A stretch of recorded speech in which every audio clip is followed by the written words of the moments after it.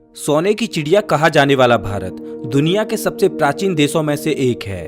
भारत का इतिहास बेहद पुराना है। आर्कियोलॉजिकल सर्वे से पता चलता है कि भारत में इंसानी गतिविधि 2,50,000 सालों से भी ज्यादा पुरानी है।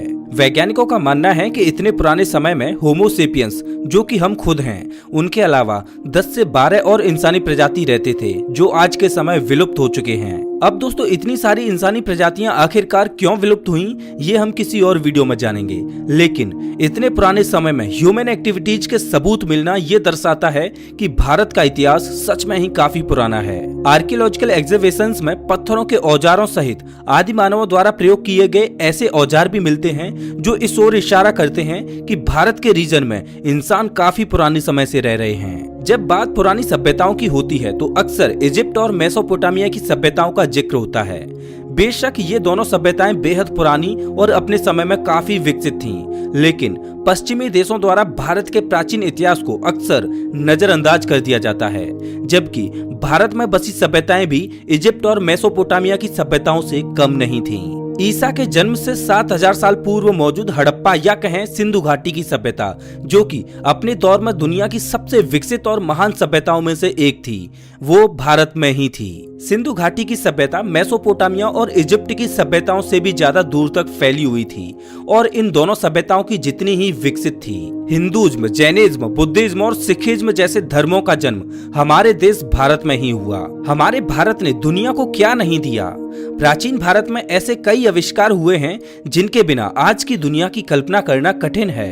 फ्लश टॉयलेट, ड्रेनेज व sewer systems, public pools, mathematics, veterinary science, plastic surgery, board games, yoga और मेडिटेशन जैसी चीजें व प्रैक्टिसेस भारत से ही शुरू होकर पूरी दुनिया तक पहुंची। इंडस वैली सिविलाइजेशन का इंफ्रास्ट्रक्चर और टाउन प्लानिंग इंसानी क्रिएटिविटी का एक बेमिसाल उदाहरण है। ये सिविलाइजेशन अपने समय से काफी आधुनिक थी। 1000 BC के समय इंडस वैली सिविलाइजेशन के लोग डिस्टिलेशन प्रोसेस के जरिए जिंक के ओर से जिंक एक्सट्रैक्ट करना जानते थे। इस धातु के प्रोडक्शन के कारण ही जिंक के बर्तनों का आविष्कार हुआ और समय के साथ उसमें इनोवेशंस होते चले गए। लगभग 4000 सालों तक भारत के लोग जिंक एक्सट्रैक्ट करने के तरीके को गुप्त रखने में सक्षम रहे। कहा जाता है कि पुराने समय में भारत जिंक प्रोड्यूस करने वाला इकलौता देश था। हालांकि माना जाता है कि आखिर में एक चाइनीज इंसान ने इसे चुरा लिया, जिसके बाद एक अंग्रेज ने उस चाइनीज व्यक्ति से भी चुरा लिया। इसके अलावा बटन्स और स्टेप वेल्स का आविष्कार भी इंडस वैली सिविलाइजेशन के लोगों ने ही किया था। इस सभ्यता के लोगों को लेंथ, वेट और समय को मापना आता था। नेविगेशन की कला भारत में आज से लगभग 6000 साल पहले डेवलप हुई थी और ये भी सबसे पहले इंडस वैली सिविलाइजेशन के लोगों द्वारा ही डेवलप की गई थी। आपको इन फैक्ट्स को जानकर हैरानी होगी कि नेविगेशन शब्द संस्कृत के शब्द नैवगेतीय शब्द से लिया गया है। ऐसे कई सबूत हैं जो ये दर्शाते हैं कि इंडस वैली सिविलाइजेशन का व्यापार पुरानी इजिप्ट की सिविलाइजेशन के साथ था, जिसमें सुमेरियंस इंटरमीडियरी के रूप में काम करते थे। ऐसा कहा जाता है कि जब इंडस वैली सिविलाइजेशन अपने पीक पर थी, तब वहां दुनिया की 10% आबादी निवास करती थी। 2000 BC से लेकर 1500 BC के समय माना जाता है कि एक और जाति जो आर्यंस के रूप में जानी जाती है, वो खाइबर पास के जरिए भारत चले आए। आर्यंस की अपनी एक अलग संस्कृति थी और ये अपने देवता और संस्कृत भाषा को अपने साथ लाए थे, जिससे इन्होंने निवासी लोगों को परिचित भी करवाया था। आर्यंस कौन थे और उनका स्वदेशी लोगों पर क्या प्रभाव पड़ा, इस पर बहस जारी है, लेकिन आमतौर पर यह स्वीकार किया जाता है कि इन्हीं के आगमन के बाद इंडस वैली सिविलाइजेशन का पतन होने लगा। कुछ स्कॉलर्स मानते हैं कि आर्यंस ने इंडस वैली सिविलाइजेशन को इन्वेड करके उनको खत्म कर दिया। हालांकि हाल फिलहाल में जो सबूत मिलते हैं वो इस बात को गलत साबित करते नजर आते हैं। कई स्कॉलर्स मानते हैं कि इंडस वैली सिविलाइजेशन का अंत क्लाइमेट चेंज के कारण हुआ था।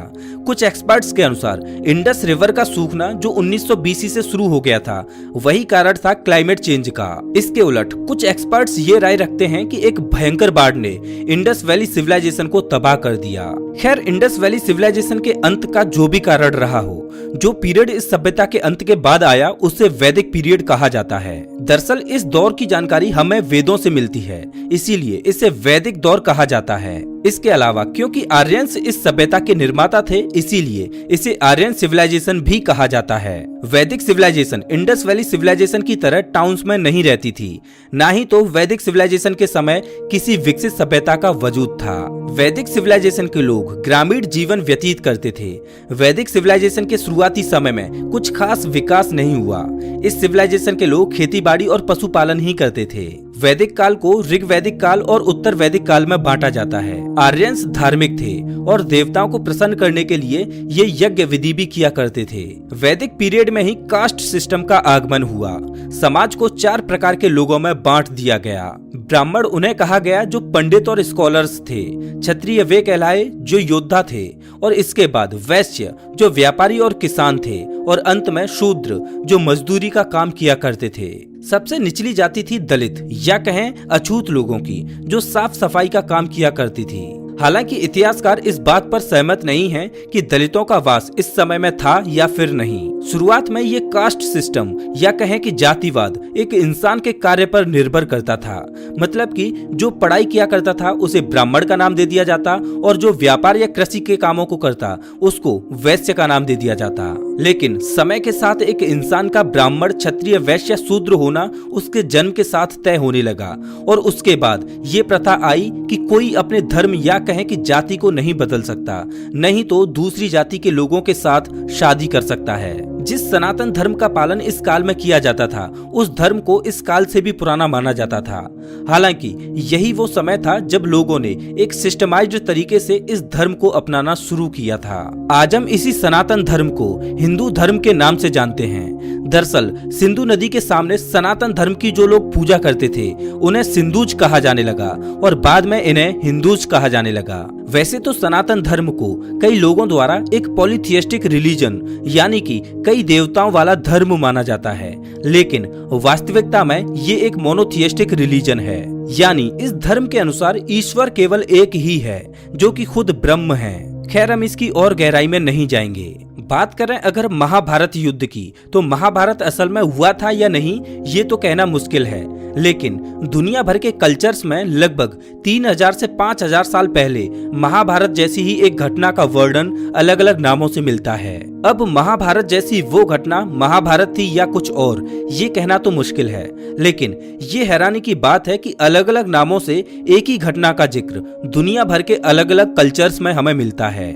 आपको ये जानकर हैरानी होगी, लेकिन इंग्लिश शब्द गॉड का हिंदी या इंडिया की किसी अन्य भाषा में कोई ट्रांसलेशन है ही नहीं। गॉड ये जो शब्द है वो इंडिया के लिए एक कंफ्यूजिंग सा टर्म है, क्योंकि इंडिया में हम देव, भगवान और ईश्वर की बातें करते हैं, और गॉड का मतलब न तो देव होता है, न ही भगवान और न ही ईश्वर। अब हाँ, लोग गॉड और भगवान को एक ही समझते हैं, लेकिन ऐसा असल में है नहीं। वैमानिक शास्त्र एक पौराणिक किताब है जिसमें कुछ ऐसे मेथड्स मेंशन किए गए हैं जिससे दूसरे ग्रहों पर घट रही घटनाओं को देखा और सुना जा सकता है। इस किताब में ऐसे जहाजों का भी जिक्र मिलता है जिसके प्रयोग से धरती को छोड़ अंतरिक्ष में जाया जा सकता है। इसके अलावा जहाज को बनाने के लिए किस मटेरियल की जरूरत पड़ती है, जहाज में बैठे यात्रियों का क्या डाइट प्लान होना चाहिए, कौन सा ईंधन जहाज को चलाने के लिए प्रयोग किया जाता है, इन सभी चीजों की भी जानकारी इस किताब में हमें मिलती है। वैदिक काल में ऐसी एक नहीं बल्कि अनेकों किताबें मिलती हैं जिनमें तरह तरह की बातें लिखी हैं। इन कुछ किताबों में कितनी सच्चाई है ये कहना मुश्किल है। हालांकि चरक संहिता, सुश्रुत संहिता जैसी कुछ किताबें हैं जिनमें काफी कुछ ऐसा लिखा है जिसे विज्ञान भी आज मान्यता देता है। इन किताबों के बारे में हम आगे वीडियो में थोड़ा डिटेल में जानेंगे, लेकिन उससे पहले आइए वैदिक पीरियड के बाद के समय से जुड़ी कुछ चीजों को जान लेते हैं। 6th सेंचुरी बीसी में रिलीजियस रिफॉर्मर्स का आगमन होता है। वर्धमाना महावीर और सिद्धार्थ गौतम अपने अलग अलग आइडियाज और बिलीफ्स के साथ आते हैं। इन्हीं बिलीफ्स के आधार पर जैनिज्म और बुद्धिज्म दो अलग अलग धर्मों का निर्माण होता है। आप इन दोनों धर्मों से भली भांति परिचित होंगे। हालांकि कुल आबादी का एक छोटा सा हिस्सा ही इन धर्मों को अपनाता है, क्योंकि जैनिज्म और बुद्धिज्म आने के बाद भी ज्यादातर लोग सनातन या कहें कि हिंदू धर्म का ही पालन करते थे और आज भी करते हैं। इसी के दौरान कुछ शक्तिशाली राज्य स्थापित होते हैं। इन दोनों धर्मों की शुरुआत के साथ नए नए किंगडम्स और डायनेस्टीज की भी शुरुआत होती है। अर्बनाइजेशन होने लगता है। कभी भारत तो कभी दूसरे देशों के रूलर्स भी भारत पर रूल करते हैं और कुछ ऐसे ही अलग अलग किंगडम्स की शुरुआत होने लगी। इसी के साथ वैदिक पीरियड का भी अंत होता है। अब दोस्तों चलिए आगे बढ़ते हैं और वैदिक पीरियड के बाद के भारत के बारे में थोड़ा बहुत जान लेते हैं। तो अभी आप जो मैप देख रहे हैं वो भारतीय इतिहास में भारत का सबसे बड़ा एम्पायर रहा है। 322 बीसी से लेकर 150 बीसी तक मौर्यन डायनेस्टी द्वारा रूल किया गया। मौर्यन एम्पायर भारत का सबसे बड़ा एम्पायर था। इसकी शुरुआत चंद्रगुप्त मौर्य ने की, जिसके बाद उनके बेटे बिंदुसारा और उसके बाद बिंदुसारा के बेटे अशोक ने इस पर राज किया। ये सब तो आपने अपने स्कूल के दिनों में भी पढ़ा होगा। तो चलिए एंशिएंट इंडिया से जुड़ी उन खास बातों को जानते हैं जो शायद ही आपको स्कूल में पढ़ाई गई हो। प्राचीन भारत में महिलाओं की स्थिति आज के मुकाबले काफी बेहतर थी। न केवल उनको उन विषयों के बारे में बात करने दिया जाता था जो आज के समय इनएप्रोप्रिएट मानी जाती हैं, बल्कि वे स्वयं की इच्छा से अपने पति को चुन भी सकती थीं। प्राचीन भारत में स्वयंवर एक ऐसी प्रैक्टिस होती थी जिसमें शादी लायक एक लड़की को अपनी पसंद से उसका पति चुनने दिया जाता था। इसके बाद एक पवित्र समय चुना जाता है और सारे रीति रिवाजों का पालन करते हुए शादी कर दी जाती है। ग्रीक फिलोसोफर्स और इतिहासकारों की माने तो एंशिएंट इंडिया में स्लेवरी एग्जिस्ट नहीं करती थी। इस बात को सबसे पहले ग्रीक हिस्टोरियन मेगास्थनीज ने बताया, जिसके बाद एरियन नामक एक और ग्रीक हिस्टोरियन ने इस तथ्य को कंफर्म किया। ये महत्वपूर्ण इसलिए है क्योंकि पुराने समय में दुनिया के अन्य क्षेत्रों में स्लेवरी एग्जिस्ट किया करती थी।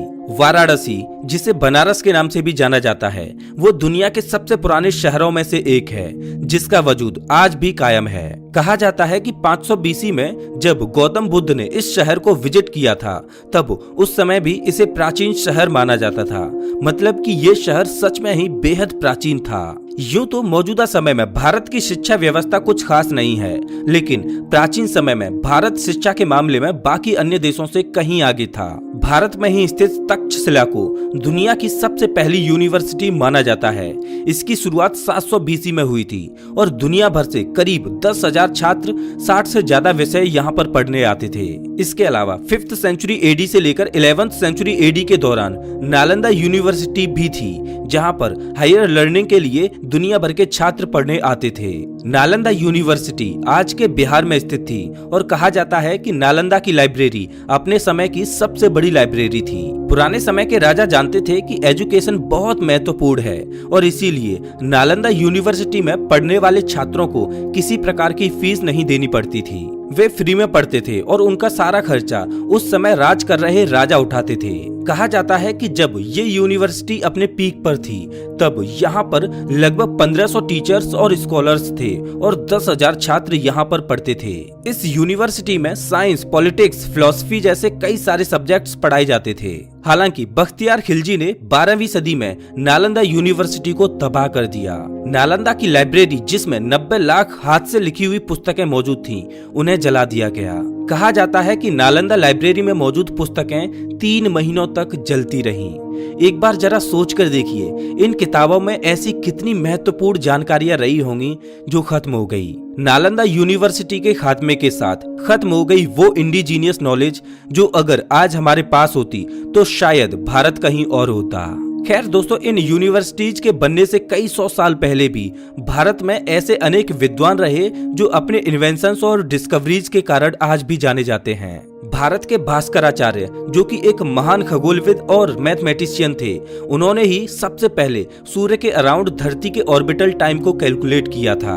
इसके साथ ही उन्होंने न्यूटन से 1200 साल पहले ही गुरुत्वाकर्षण का सिद्धांत दुनिया के समक्ष पेश कर दिया था। उन्होंने ये भी बताया था कि धरती गोल है और ये अपनी धुरी पर चक्कर लगाते लगाते सूर्य का भी चक्कर लगाती है। ये सारी बातें आर्यभट्ट ने कोपरनिकस के हीलियोसेंट्रिक मॉडल पब्लिश होने से 1000 साल पहले ही बता दी थी।